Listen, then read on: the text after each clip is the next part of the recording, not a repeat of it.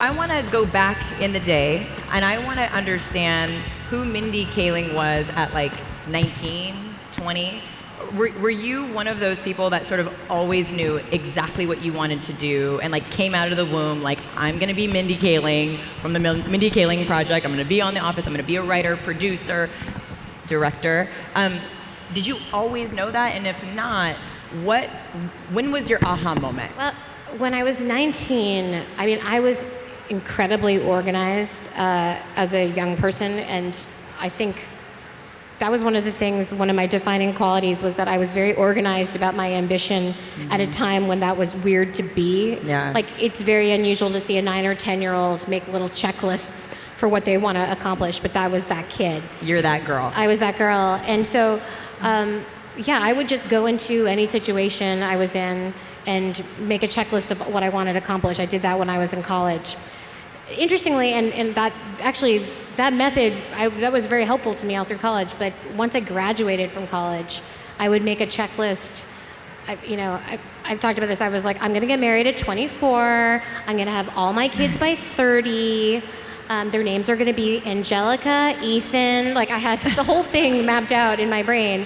And I'm a 38-year-old single mom, so with no husband. And so I think one of the things about when I was younger is that having structured ambition, I think, is really helpful to some people, and it was very helpful to me when I was young.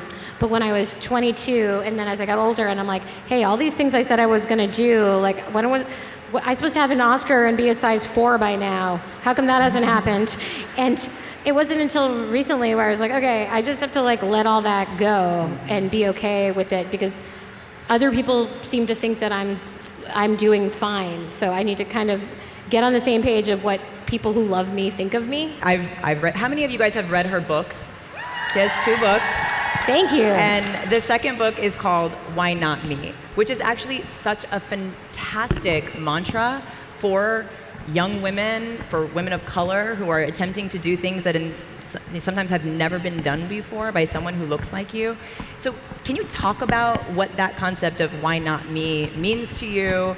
And has that become sort of your rule for life?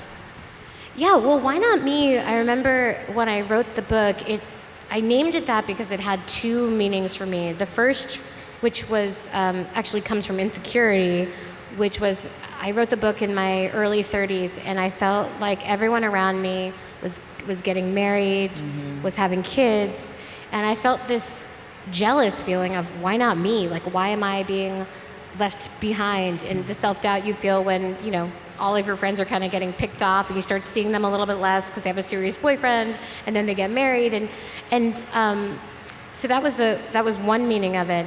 And the second was the one you're talking about, which was professionally. Like, I'm thinking about, like, why not me? And that really came from seeing in high school and middle school. I felt like I saw much more confident, like my white male contemporaries, getting ahead simply because they had confidence. And because other people were like, okay, obviously you're supposed to succeed because of the way you look.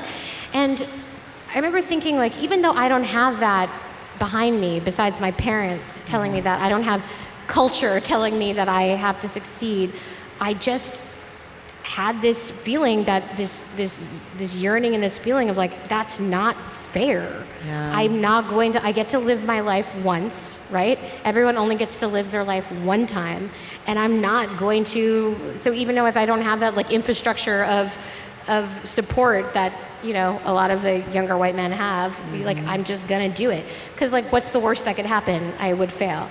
And I just said that. Like, it made me mad. Yeah. It made me mad whenever I would see that happen. And that kind of feeling, I just whispered, why not me, to myself for like 17 years. And that's kind of why I'm here now. If you could give advice to your 22-year-old self, what would it be? Okay, don't get bangs. I was obsessed with bangs. I'm sorry, that's not my serious advice, but like, I was obsessed with bangs. But also don't get bangs. But also don't get bangs. People can pull off bangs. If you have oily skin, you cannot have bangs. People get that, right? You know what I'm talking about. It becomes like two chunks of hair, and then you, in the middle of the day, you touch them and they're like all wet. Don't get bangs. That's what I would have told my 22-year-old self.